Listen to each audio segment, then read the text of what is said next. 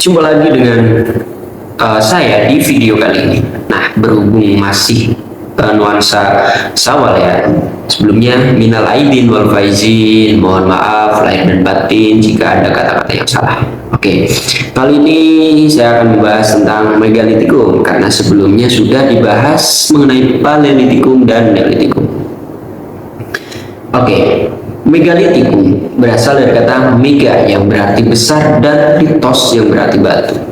Secara istilah adalah zaman batu besar yang membentuk fondasi awal peradaban manusia, yang menjadi ciri khasnya yaitu telah mengenal keyakinan atau kepercayaan seperti bagaimana nanti kehidupan setelah kematian. Keyakinan animisme dan dinamisme muncul pada masa ini. Megalitikum biasanya berkisar dari sekitar 4000 sebelum Masehi hingga 1500 sebelum Masehi, tergantung pada wilayah atau geografisnya masing-masing. Kenapa disebut zaman batu besar? Karena megalitikum ini terkenal dengan peninggalan-peninggalan monumen-monumen atau bangunan-bangunan yang memakai batu-batu yang raksasa atau besar. Nah, menurut peneliti dari barat yaitu R. von Heinegelder, budaya megalitikum atau budaya megalitik masuk ke Indonesia ini terjadi dalam dua gelombang besar. Yang pertama, megalitik tua yang berusia sekitar kurang lebih 2500 sebelum Masehi sampai 1500 sebelum Masehi. Yang kedua, megalitik muda yang berusia 1000 sebelum Masehi.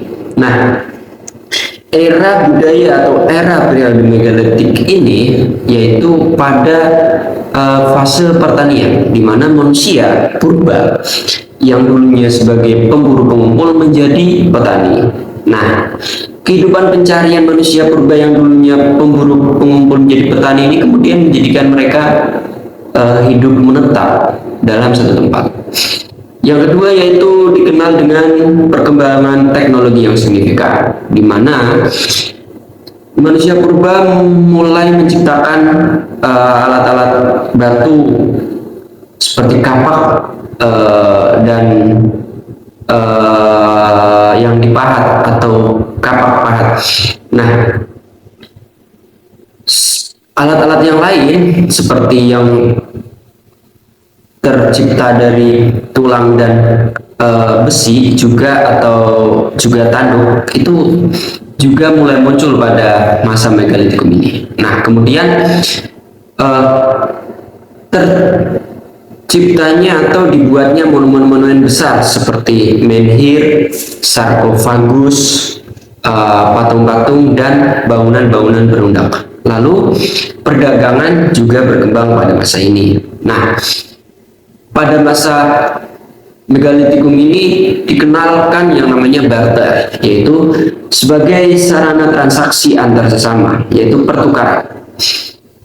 Nah, melalui barter ini kemudian perdagangan semakin maju dan pengenalan antar kebudayaan saling diperkenalkan. Masa megalitikum juga sebagai awal terjadinya sosial antar sesama manusia karena dilatar belakangi sebagai pemukim yang menetap. Zaman megalitikum jika dijelaskan dengan kerangka 5 wisatuha adalah yang pertama buat apa?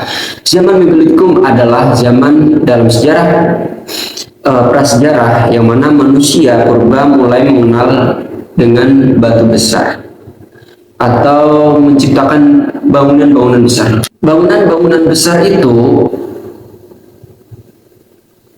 untuk membangun monumen, struktur, dan situs arkeologis yang kompleks. Lalu, kapal. Nah, zaman megalitikum biasanya berkisar dari 4500 sebelum Masehi hingga 1500 sebelum Masehi. Meskipun setiap rentang waktu ini dapat bervariasi berdasarkan wilayah geografisnya yang berbeda-beda. Kemudian di mana? Nah, zaman megalitikum ini terjadi di berbagai wilayah di seluruh dunia. Budaya ini ada di seluruh dunia pada masa itu. di Eropa, di Asia, di Afrika, dan Amerika. Kemudian who, siapa? Manusia prasejarah dari berbagai kelompok etnis dan budaya terlibat dalam masa megalitikum. Mereka membangun monumen megalitik dan mengembangkan teknologi dan kehidupan sosial pada masa itu. Kemudian why, mengapa manusia di zaman megalitikum menggunakan batu besar untuk membangun monumen? Oke, karena alasan religius, astronomis, atau sosial. Bukan mungkin lagi, tapi memang untuk itu. Monumen-monumen tersebut mungkin memiliki fungsi untuk itu tadi yang sudah disebutkan. Lalu how, bagaimana? Manusia purba pada masa ini menggunakan alat-alat besar dalam konstruksi monumen mereka. Teknik ini berkembang seiring waktu dan diterapkan dengan keterampilan dan pengetahuan yang luas. Nah, megalitikum itu dikenal dengan apa ya? Bangunan-bangunan besar yang menjadi warisan atau peninggalan pada periode ini. Lalu selain itu adalah keyakinan atau keagamaan atau kepercayaan manusia pada masa itu, seperti yang sudah disebutkan, yaitu animisme dan dinamisme, di mana manusia purba menggunakan bangunan-bangunan besar seperti menhir atau sarkofagus itu untuk kepentingan kepercayaan mereka atau keagamaan mereka. Nah, selain itu zaman megalitikum dapat dikenali dengan pemakaian manusia purba dengan alat-alat batu yang lebih canggih dari masa-masa sebelumnya, yaitu paleolitikum dan neolitikum. Nah, selain itu adalah kehidupan manusia purba yang sudah menetap dalam satu wilayah atau satu daerah, dan tidak lagi di gua-gua, tapi memakai rumah-rumahan seperti yang terbuat dari jerami, kayu, dan sebagainya. Lalu penggunaan alat-alat batu besar seperti kuburan batu dan sebagainya itu digunakan untuk pemakaman manusia-manusia pada masa megalitikum itu. Nah, itu tadi adalah penjelasan mengenai zaman megalitikum